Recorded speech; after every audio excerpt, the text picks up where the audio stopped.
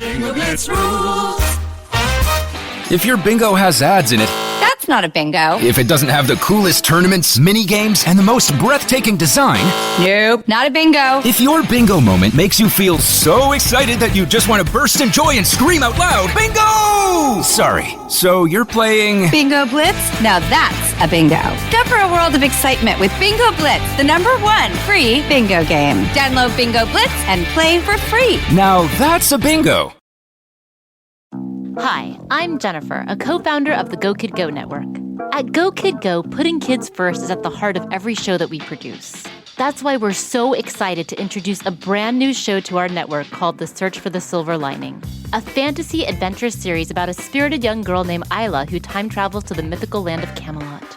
During her journey, Isla meets new friends, including King Arthur and his Knights of the Round Table, and learns valuable life lessons with every quest, sword fight, and dragon ride. Positive and uplifting stories remind us all about the importance of kindness, friendship, honesty, and positivity. Join me and an all-star cast of actors including Liam Neeson, Emily Blunt, Kristen Bell, Chris Hemsworth, among many others, in welcoming the Search for the Silver Lining podcast to the Go Kid Go network by listening today. Look for the Search for the Silver Lining on Spotify, Apple, or wherever you get your podcasts. What's up, everyone? It's Noah Daniels. Hey y'all, I'm JJ. Hey guys, it's Kat. And we're your hosts of the Real Hauntings podcast, where we bring on guests to share their first-hand encounter ghost stories and supernatural experiences. Now on to the trailer. I've been warned to not tell this story, but I think because of the way it ends, it's okay to tell this story, because some people say that with certain entities, to like speak of them or talk about them or in any way like portray them as powerful will attract them to other people. The creepiest thing about it to me is a lot of times it would wait for me to notice it. Like it would just lay its arm out like this, and then I'd be like, where is it? Where is it? And then I'd see it, and then it would just slither back. For more information on the Real Hauntings, Real Ghost Stories podcast, make sure you check out real.fm to learn more about our podcast and many other amazing podcasts.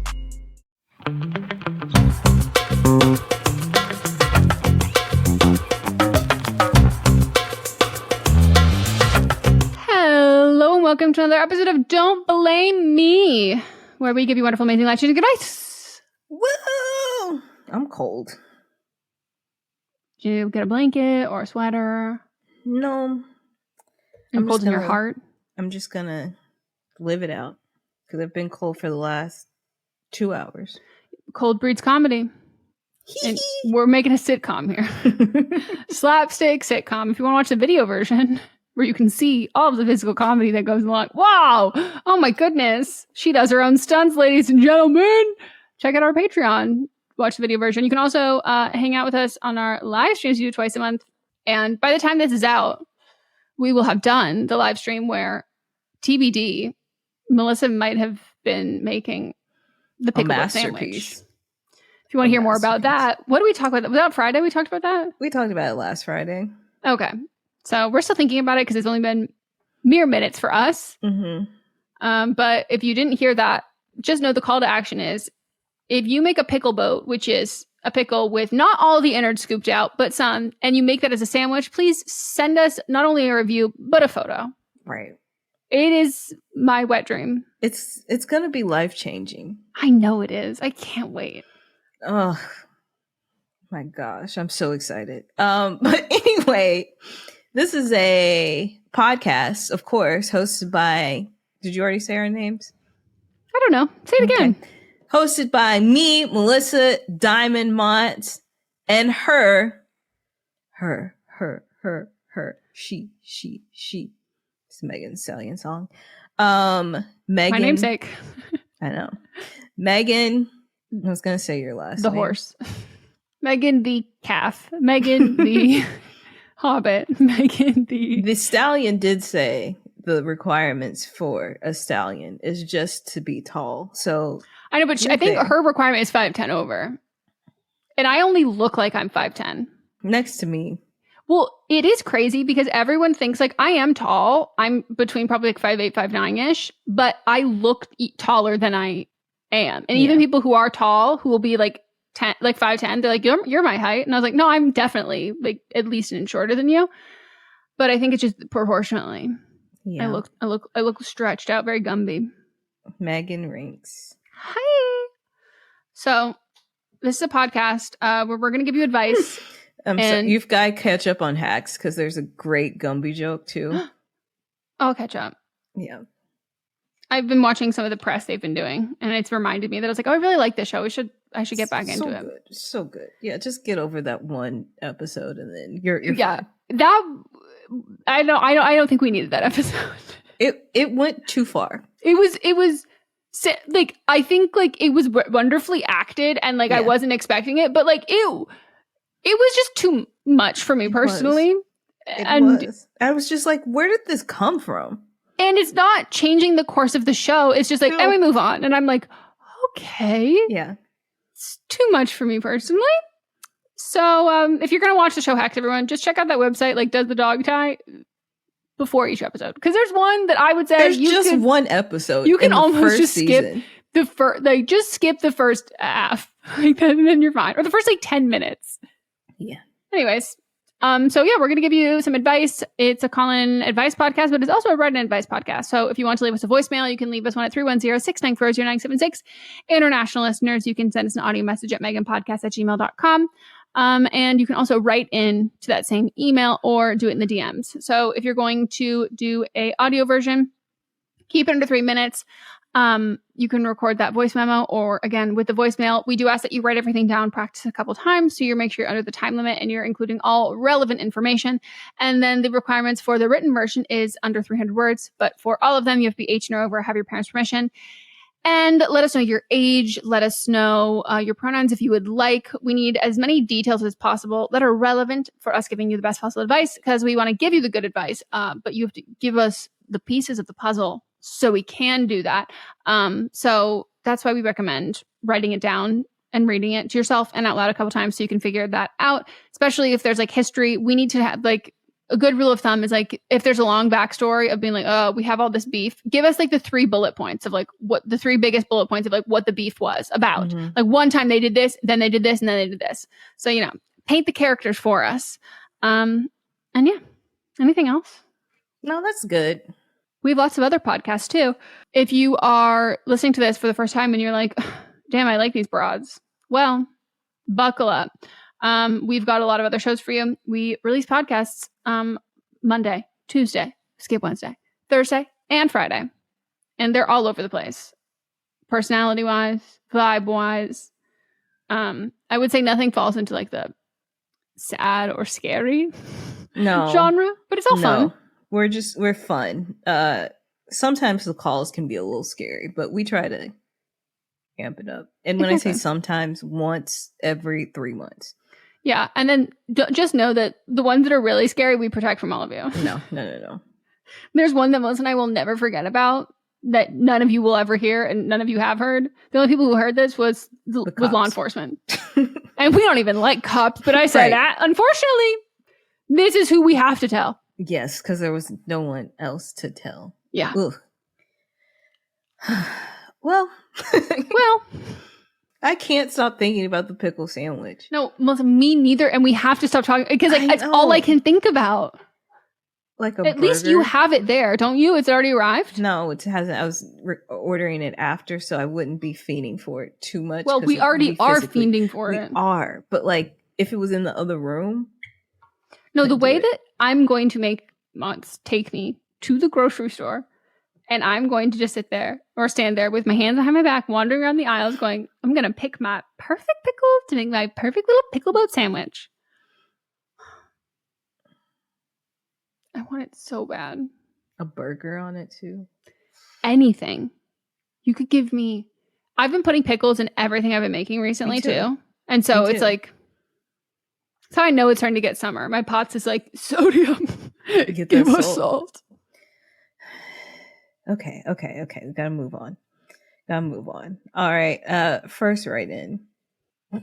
Well, we're staying on topic here. Pickles?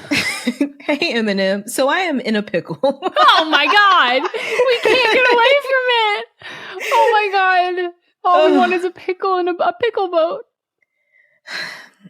I am 24, she, her. I have had the same best friend since I was 11. Let's call him Patrick, he, him, 25. Patrick and I grew up in the same neighborhood just a few houses away. He has always been like a brother to me. We would get snide jokes about us dating as we got older, and I always dismissed them instantly. We have both been in relationships, even double dating. Neither of us were ever serious. Well, until recently. Patrick told me he intended to propose to his girlfriend after dating for 6 months. I asked if she was pregnant, which deeply offended him, and I felt bad afterwards. That's so me. That's something I would without a doubt do. I have been absolutely livid at him for considering marrying her. I even brought it up in therapy, as when my therapist brought up the notion that maybe I was upset because I have feelings for him I have never explored. I laughed at first, but have been dwelling on it since she put it in my head, and damn it, I think she is right. What do I do? Do I tell him? I can't even imagine how that conversation would start or go, especially since I'm 99% sure his feelings are not anywhere near the same. I'm afraid I will ruin our friendship, but I have never kept secrets from him. I know after too long he will catch on to something being wrong, and when he does, I don't know how to respond. Please help. I seriously don't know what to do. He is one of the most important people to me in the world, and I know I have to play this right. Well. There's so many movies dedicated to this. To say, I could have told you. And as you started talking about it, I go, oh, I know where this is going. Also, I'm pretty sure my first kiss is with a guy named Patrick. Yeah, Patrick. So I say this as someone who, like, I had a very similar feeling. The stakes were much lower. It was a guy, my high school best friend, and he was asking someone to prom. And I was like, fucking pissed that he was asking this person, and like, why did I fucking care? Until one of my friends was like, bitch, you love that man. And I was like, what the fuck? And then I like went home and I was like, what the fuck? Like, it was like I had that moment of realization. I love Josh. But the stakes are much higher, and so I'm, to be super straightforward, the thing that like my friend had told me, she's like, the friendship is already ruined. You have feelings, so the friendship is ruined. What it has been, it has changed fundamentally. And now you have the choice of being like, do you want to ruin the friendship? How bad do you want to blow it up? Because I think that the only mature way to do this, especially because he's proposing, 6 months, I will say, it's pretty fucking fast.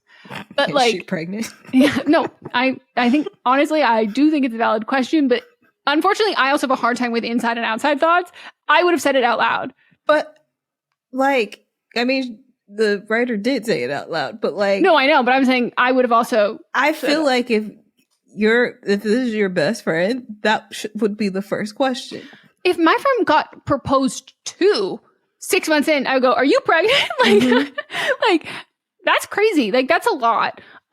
So my thing is that like, you can't just not say, you can't just like be like, this never happened, because it will affect your friendship because you already feel this way. So whether you tell him or not, I think if you do like a big, like grand reveal of like, oh, I have feelings for you. I think that is like so wildly inappropriate. It's even more inappropriate if you are friends with her or you know her. If like you've never met this girl, like it's still inappropriate, but it's less. But like, even if you met this girl one time, that is like, that's fucking crazy. So I think your only options are to like, and this is also like self-preservation too, because like it will be very uncomfortable for you. I think you just have to be like, hey, can I talk to you? This is like really awkward and weird. And I just want to do this in the most like respectful way possible. I need to take a step back from our friendship for a while. I have been unpacking since I found out that like you were proposing, unpacking the fact that like I haven't really addressed that I have developed like feelings for you, and I want to be able to be 100% totally happy for you. And I can't do that right now. And like, you shouldn't be surrounded by people who aren't able to be like 100% happy for you in this moment. I don't think that's fair to you or to her. And so I need to take like a step back on our friendship until I am able to like sort this stuff out and move past this, so I can be like the friend that you've always had, and we can go back to that so I can be so happy for you and all of that.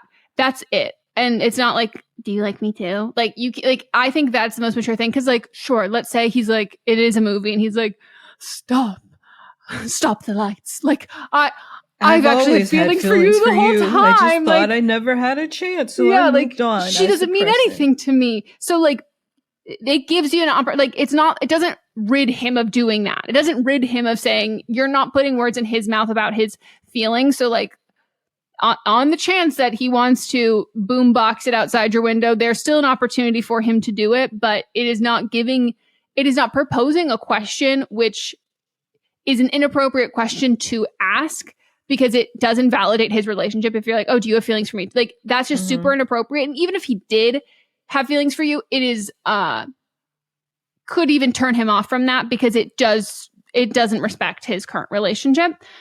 So I think that's the best thing to do for both of you. But if you can't do that, then you can lie and you can say, hey, I'm joining the Peace Corps. And then you actually have to follow through with it and you will have to join the Peace Corps for a while. But like whatever it is, you have to separate from this. But I think the best possible solution, if you want to be friends with him at any like point in the future, let alone being like cordial with her, because they're going to get married. He's going to pick her over you. You have to respect their relationship. Yeah, I agree with everything Megan said. I think this is the best way to go about this. I liked how you phrased it too. Like, I need to take a step back. Also, as you are looking inside about your feelings, because maybe you're just jealous that you're losing your best friend, and that could be part of it. But just make sure, because this can make or break your friendship. Just make sure that you're handling it with kid gloves. Like, you're going in very, like Megan said, being respectful to him and his relationship, being honest with yourself and being honest with him, but don't seem like that you're coming in to take him away. Like, it just needs to be like a completely separate decision for him. But I agree with everything Megan said. I mean, I would be lying if I'm saying I'm not rooting for it. Do you know what I mean? Yeah, I would be lying too, but it's just a sticky place to be. Yeah, so just know that like we're not coming at this from a place of being like, oh, this is inappropriate or delusional or whatever. Like, it happens. Like, I don't fault you whatsoever. And if the roles are reversed and it was him and you were getting engaged, I also wouldn't fault him. Like, it's really hard to decipher those feelings when it's not put into the context, because like when you've been friends for so long, the only real difference about a relationship, if it is a relationship that involves sexual intimacy, is that like you still have, like when you're really close friends with someone, like you love them as a person, like you love spending time with them, and like that is all aligned there. And so it is why sometimes people realize they have feelings when they see that person in that light with somebody else, and they're like, oh shit, I actually didn't realize that I had those feelings for you there too, but like there in the context it didn't happen. Like, it didn't happen until I'm seeing it right in front of me. But yeah, you cannot just like ignore this and hope it gets better, because it'll push him away. And feelings aren't permanent, you know? So like you might have these feelings now, and if he doesn't reciprocate, you might look back on like similar how we all do with certain crushes, and we're like, oh my God, I cannot believe I like this person. It doesn't matter how long you've known them, where it's like, well, if I like them at this point, like this must mean they're my true love. That's no. That I promise you. I also want you to imagine yourself being intimate with him. Great. Like, does it gross you out? If it grosses you out, then you're just upset that he's getting married. And really think about it, because as someone who like has a problem with having crushes on people and then like being like, no, I totally like them, and then having a moment where like I'm having sex with them and I'm like, I actually like am so disgusted by you, and like I need you to leave immediately. It's a pretty hard circumstance to be in when you realize that while someone is inside of you and you're like, fuck, so yeah, really do the thinking. Put that thinking cap on before we're making any moves. Well, We're going to take a break, and when we get back, we'll get into some of the other write-ins. Still low-key rooting for you, though.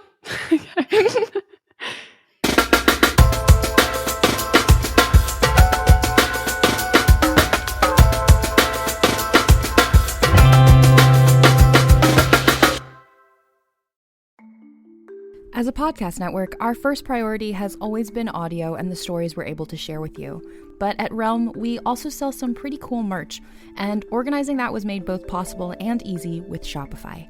When you think about successful businesses like Aloe or Allbirds or Skims, an often overlooked secret is the business behind the business that makes selling and, for shoppers, buying simple. For millions of businesses, that business is Shopify. That's because nobody does selling better than Shopify. It's the home of the #1 checkout on the planet. And the not-so-secret secret that's definitely worth talking about is that Shop Pay boosts conversions up to 50%. That's more happy customers and way more sales going.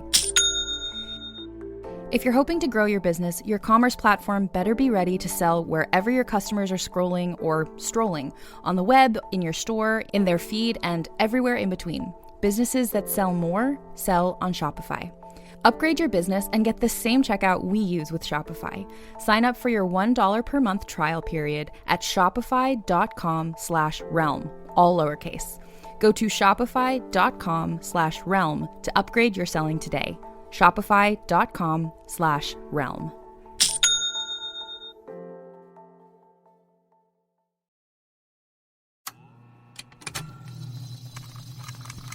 Contained herein are the heresies of Radolf Buntwine, erstwhile monk turned traveling medical investigator. Join me as I study the secrets of the divine plagues and uncover the blasphemous truth that ours is not a loving God, and we are not its favored children. The heresies of Radolf Buntwine, wherever podcasts are available.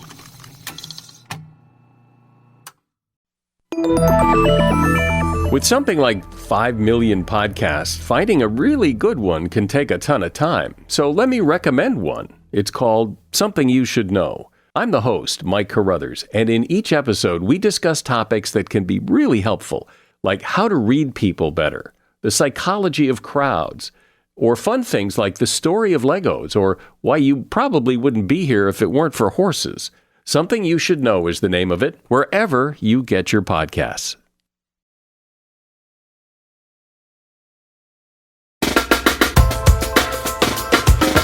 Okay, we're back, and it's time for another write-in. Hey, Melissa and Megan, longtime listener. I've called in a few times, and I'm always happy with your advice, so I'm hoping you can come through now. I'm 31 and go by she, her pronouns. I am pretty sure my mother is a hoarder, and I'm wondering what to do. She has things dated back so far, like the 70s. It's not cute memories or anything like that. It's all meaningless things. I suggested a spring cleaning, and she damn near bit my head off. It's getting out of control. Not like the actual show hoarders where trash is piled up to the ceiling, but there are certainly things she can give away and tidy up a bit. Please help me figure this all out. Oy vey. Hoarding is hard. Do you live with her? Oh, that's a good first question. Because if you don't live with her, then just let her be. If there's not like dead animals in there, if it's, you said it's not like the TV show, it's just like things can be tidied, just let her be. It's not bothering you, really, except for when you come visit. Yeah, I don't disagree with that. Like, I think there's a difference between I'm annoyed by a surplus of stuff. Like, that to me, I don't particularly enjoy. Do I have too much stuff? Yes. Am I getting rid of stuff every day? Also, yes. But I think there's a difference between someone who likes to be surrounded by things versus someone who is like, hoarding is it's like a mental illness. And so is it affecting her life? If you don't live there, like, is it negatively affecting her quality of life? Like, is she not able to use certain rooms? Is she not having friends over or being social because of this? Or is it that, like, she's holding on to the past of things that feel like, if it was you in that position, it feels a little like wallowy. But I do think that it's about quality of life. So I think, like, when it becomes unhygienic, and unhygienic can be like there's vermin, there's like infestations of animals, or it can be there's trash, there's mold, but it can also be that she's not able to shower or go use like the bathtub as often because it takes all of the space to move X, Y, and Z and do all of that kind of stuff, or that she can't cook in the kitchen because and she likes to cook and she can't cook there, and she only can eat dry food because there's no room. So I think that like there's a scale of like how much it impacts her life there. But I don't disagree with Melissa. Like, I think like it sucks if like, depending on getting up there in age and you're just thinking about like, not to be morbid, like, oh my God, when you die, I'm gonna have to deal with all of this shit. Like, that's so fucking annoying. But I don't know how old she is. And I don't know. I think that like, I have a little bit more empathy as I've gotten older to people to hold on to things, depending on the reason why. Because a lot of the people I know who do that grew up in like very dire, very, very poor circumstances. And that has been passed down to me a bit in the sense that like, I'm going to dilute my soap with like so much water, or like I'm going to eat every single piece of food off my plate. And like Mott's always has to tell me like, we can buy another, like the scarcity like mindset, like I'll eat something even if I hate it because we have it. And he's like, you don't need to do that. But we grew up in different circumstances. So I think if you can kind of like therapize in your head, not to her, but like maybe the origins of the reason why. But if it is like getting in the way of her life and her quality of life, even if she's not acknowledging it, but you know that it is because she's retreating from her friends and that stuff, I think you can go about stuff in a fun way of being like, you know, you have never like shown me like you've got so many of these old, I don't know, let's say if it's old clothes or like baby clothes or whatever, and be like, oh, can I see all these? Like, oh, these are so cool. Like, do you think I like could take some of these for my friend's kid or whatever, and like see if there's a way that you can make it so she's kind of like sharing that. I won't get specific, but I know people in my life who live in a town, and there is a person who lives in their town who is a hoarder and like goes to a lot of yard sales and goes to a lot of things, like gets a lot of this kind of stuff. But then they started inviting this person to come and bring things to like community yard sales, and would tell people like this whole story behind this thing that they had, or this collection of things that they had. And then would get really excited to see someone else who got excited about this thing. And then they were happy to give that thing to that person or sell that thing to that person. And then they're like, oh, do you like following it up like the next time that they see them? So I think like hoarding can really fall into like an isolating thing. So I think if you make it a little less isolating and have a little more community forward, she might want to like share those things. Otherwise, you just don't go over there and you pretend like it doesn't exist. Yeah. Invite her over. Mm-hmm. You're like, oh, can't you fill out this space? If you live there and don't pay bills, you have no say. But if you live there and do pay bills, throw it away. Then y'all need to have a serious conversation about what needs to stay and what needs to go. Yeah, at that point, I would have like an intervention. Like, it doesn't have to be as bad as the show Hoarders. But yeah, if this is a shared space where you both, like you said, have the say in it, you can pull out all those stops. And then at that point, it's like you have to move out, and you can't, unfortunately, like, protect people or pull people out of that unless they want to. All right. Next one. Hey, ladies, I am 18 years old and getting ready for college in the fall. My pronouns are she, her. I have a question about the age-old notion of not living with your best friend. My best friend and I are currently planning on sharing a dorm. At first, we had other plans due to our parents and siblings suggesting we do not room together or it will ruin our friendship. Well, my supposed to be roommate just announced she's pregnant, and my best friend's roommate got a scholarship to another school, so we are both left without roommates. Everyone else is already paired, so we are for sure rooming together. My question is, do you think it will really affect our friendship? I would absolutely hate that. Any advice would be greatly appreciated. This used to be a very popular question that we would get all the time. We both said no. But we have people that wrote in with saying that they had a good time. My personal thing is I went to college with one of my good friends that I roomed with, and I think it became clear that we just did not mesh together as roommates. It was just awkward to the point where it'd be like, if she's in there, I don't want to go in there, or like we would talk and we just like we no longer had the same friend groups. We had different views on the world, and not like, she's very liberal, so it wasn't even that. It was just like I would get sick and she'd be like, that's in your head, and I was like, ma'am, I'm sick, I'm like over here coughing. You're also like running a fever, and that's in my head. But also your major at the time. Also, she's her major too. No way. I believe she's a physicist now or something like that. I was about to say, like, she probably stuck with it because that actually is, that's aligned with the career. Yeah. So she was, I just like, I've said it before, I prayed for her to get out of my room, prayed for some way for us no longer to be roommates. And then God listened. God shone down on me, God, and she became the first freshman RA. And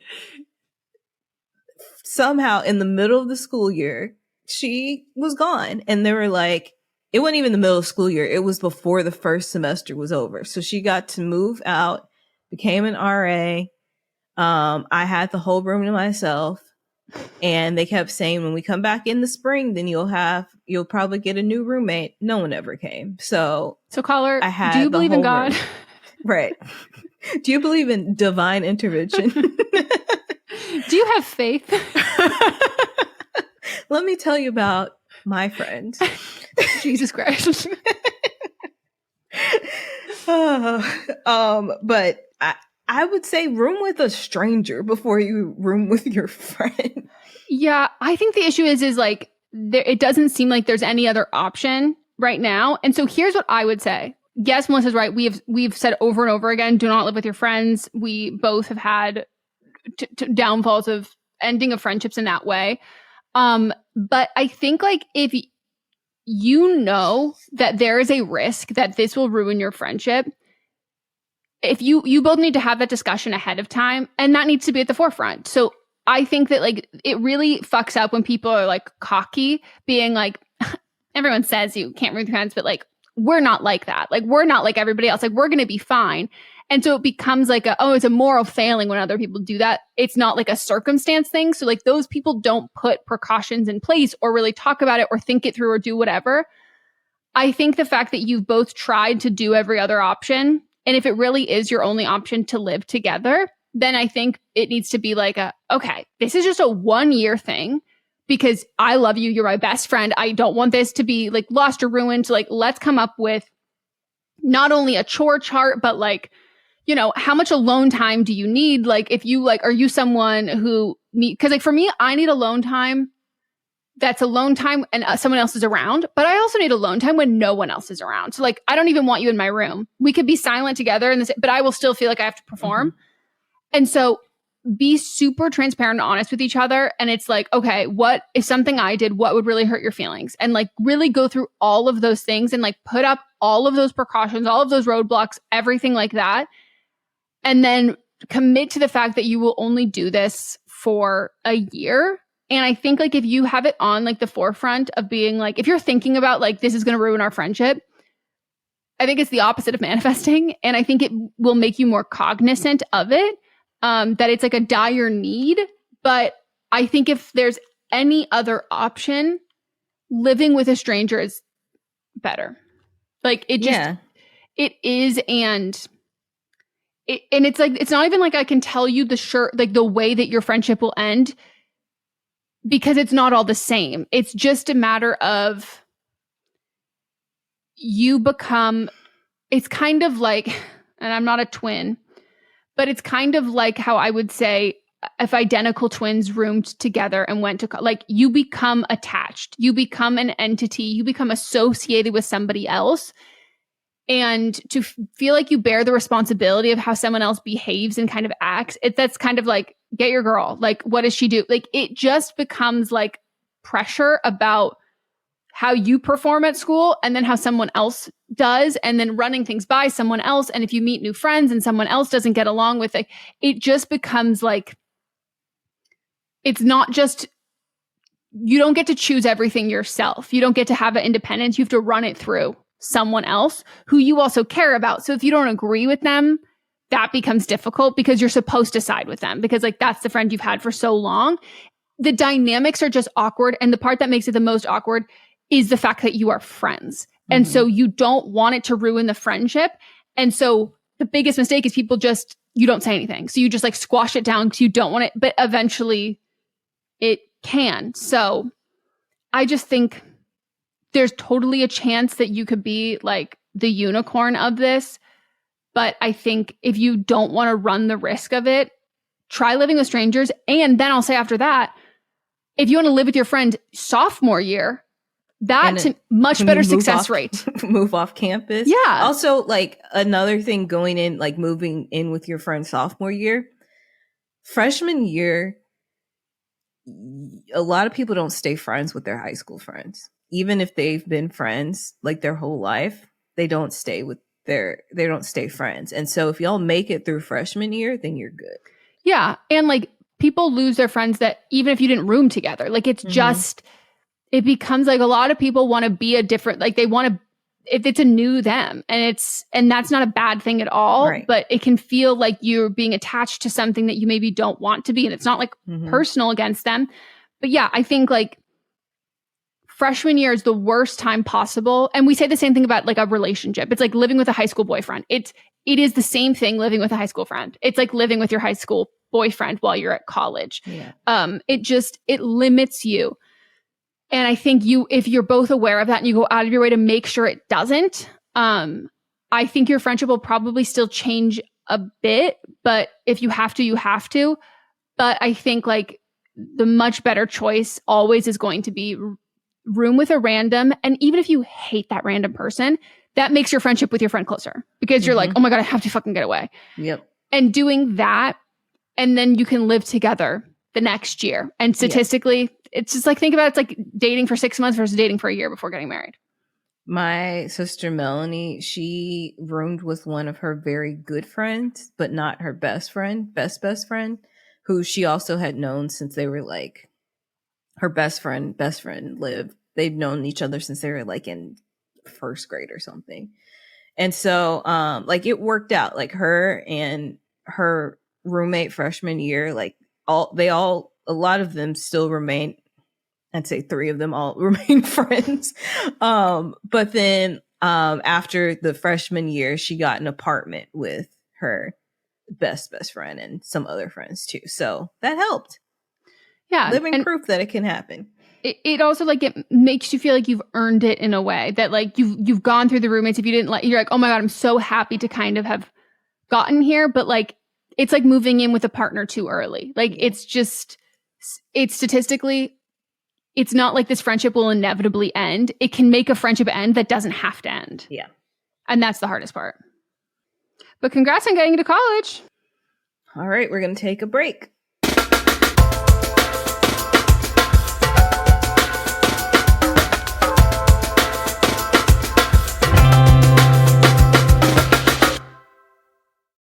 Hey everyone, join me, Megan Rinks. And me, Melissa DeMonts, for Don't Blame Me, But Am I Wrong? Each week, we deliver 4 fun-filled shows. In Don't Blame Me, we tackle our listeners' dilemmas with hilariously honest advice. Then we have But Am I Wrong, which is for the listeners that didn't take our advice. Plus, we share our hot takes on current events. Then tune in to See You Next Tuesday for our listener poll results from But Am I Wrong? And finally, wrap up your week with Fisting Friday, where we catch up and talk all things pop culture. Listen to Don't Blame Me, But Am I Wrong on Apple Podcasts, Spotify, or wherever you get your podcasts. New episodes every Monday, Tuesday, Thursday, and Friday. Do you love Disney? Then you are going to love our hit podcast, Disney Countdown. I'm Megan, the Magical Millennial. And I'm the Dapper Danielle. On every episode of our fun and family-friendly show, we count down our top 10 lists of all things Disney. There is nothing we don't cover. We are famous for rabbit holes, Disney-themed games, and fun facts you didn't know you needed, but you definitely need in your life. So if you're looking for a healthy dose of Disney magic, check out Disney Countdown wherever you get your podcasts. Merry Christmas, everybody! My name is Eric Peterson. I'm here with my good buddy, Danny Jordan. And we are the hosts of Christmas Countdown Show. We're so thrilled to be bringing the merriment to you all this holiday season. On Christmas Countdown, we love to count down our top 10 favorite things related to the holiday season. That could be food, movies, music, everything that we all love about this massively merry good time. So wherever you get your podcasts, make sure you click that subscribe button. Eric, are you ready? I am ready, and we hope that you are too. Merry Christmas, everybody! Let's go!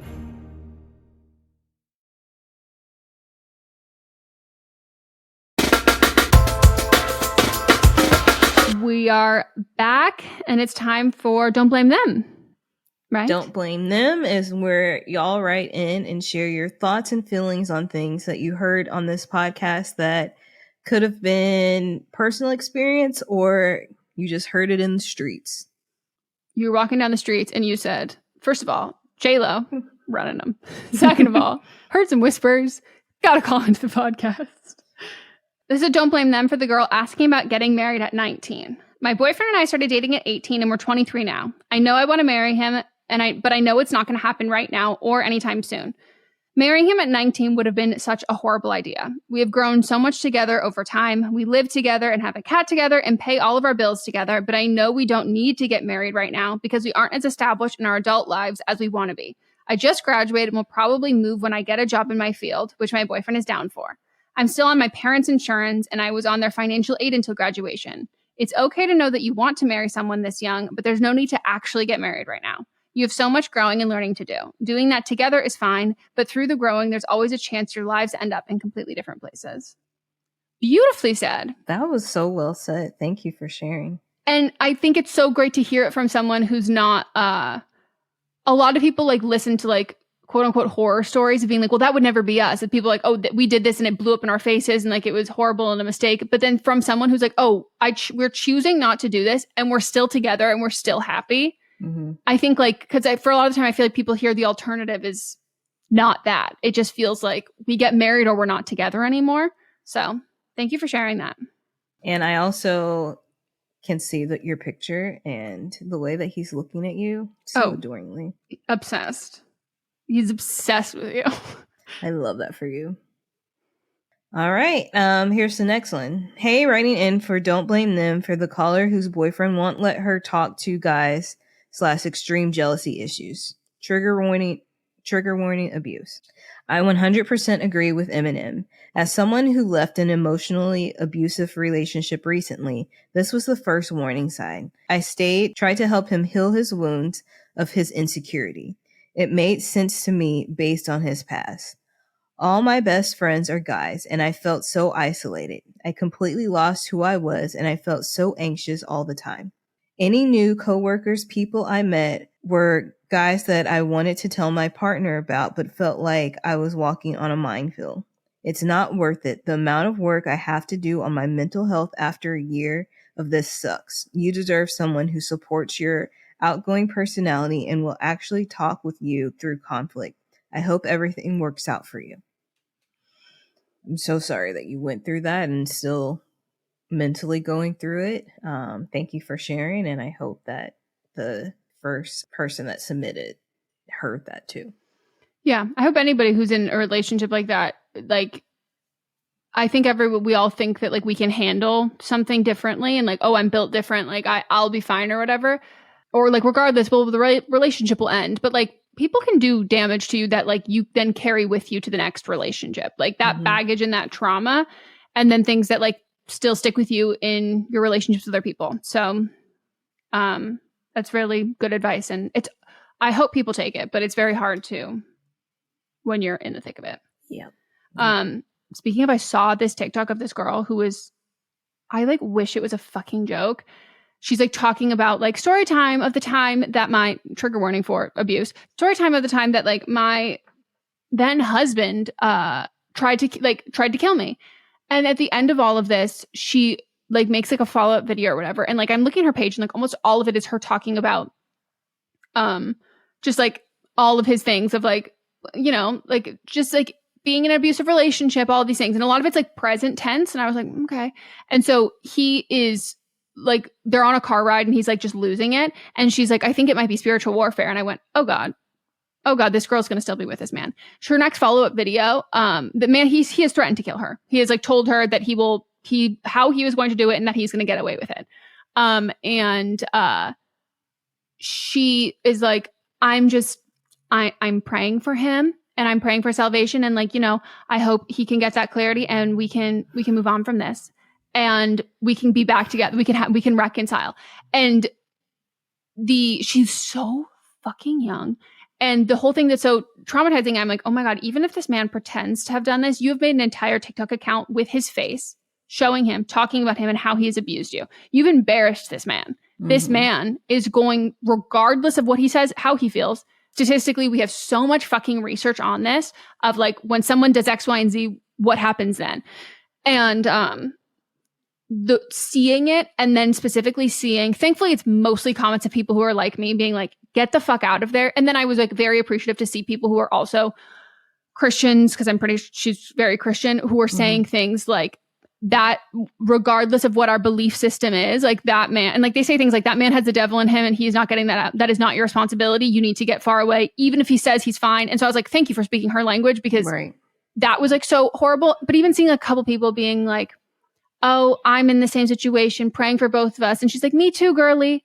And it's like, when you look for community in that sense and like, you're still so in it that I'm like, and I think she met him because he was like, not like a youth pastor, but like something along the lines of like they met through church and she's still going to that church. And I'm like, oh my God, I need you to cut ties with all of this. And it doesn't mean you have to not be religious anymore, but like when you like are seeking out community, it usually we think of it's like, oh, people want to hear what everyone's going to say, which is like what they can't accept or whatever. But like when you see it's like, oh my God, you also want to look at people who are going through the same thing as you and then find the positive solution that doesn't exist. So you're kind of making it up and like searching for that. And it's just like horrific. And this man is like, I hope to God they are not together. They like, she doesn't go back to him, but like, it's so hard. And so I would also recommend people who are in a like toxic relationship, emotionally abusive, look at other people in that. And it's so much easier to kind of see like, you're not going to think that that man's going to change. So then why do you think that yours is going to change? Like sometimes it's easier to kind of have a bird's eye view of what it's like to be someone on the outside and then be like, oh shit, this is how my friends and family feel about me in this circumstance situation. Horrible. All right. On a positive note. Yeah. Thank you for listening. I hope you were able to take something away from the pod. Oh, I did see a post on Reddit from the HOA Reddit subreddit where the HOA has a geriatric street gang to inspect the lawns where they all sit in lawn chairs inside the bed of a pickup truck and they drive around and inspect people's lawns. So just know, everyone, we've got, if you're ever worried about your social life when you're older, it's handled for you. Looks like I have something to look forward to. Yep. Okay. Well, we will see you next time. Join us on Tuesday for See You Next Tuesday. We've got a great episode about Lord of the Rings. Oh my God. And then check us out on Thursday for But Am I Wrong? And then Friday for Fisting Friday. Woo! Also join our Facebook group. Leave us comments on Spotify or Apple Podcasts. And also join our Patreon for a good ass time. It's a great time. All right. Goodbye. Goodbye.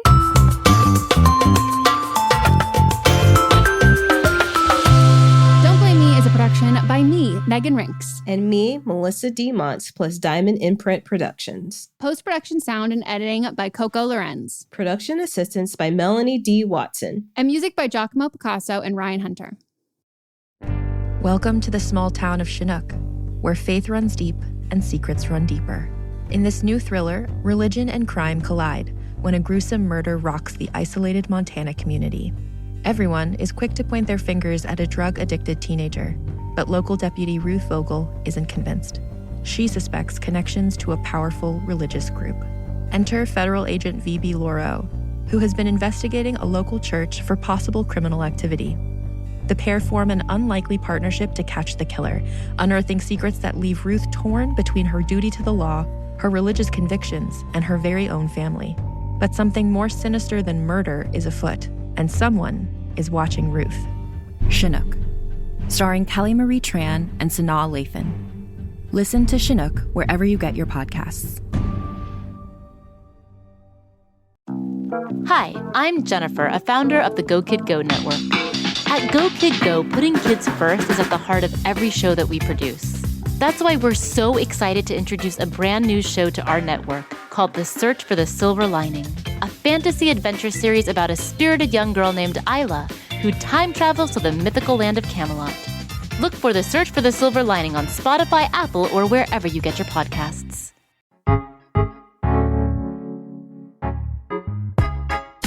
I'm Laura Cathcart-Robbins, and I'm the host and creator of Only One in the Room podcast. Every week, my co-host Scott Slaughter and I invite you to join us for an hour and lose yourself in someone's incredible Only One story. We talk to the realest of real people, dealing with issues like infertility, addiction, human trafficking, and body shaming. Oh, and we want to be fair, so we talk to some celebrities too. Oscar winners, New York Times bestselling authors, supermodels, and even the most decorated U.S. Winter Olympian. Everyone is invited to share their Only One story with our listeners. This podcast is for anyone who has ever felt alone in a room full of people, which is to say that this podcast is for everyone. Download Only One in the Room wherever you listen to podcasts today.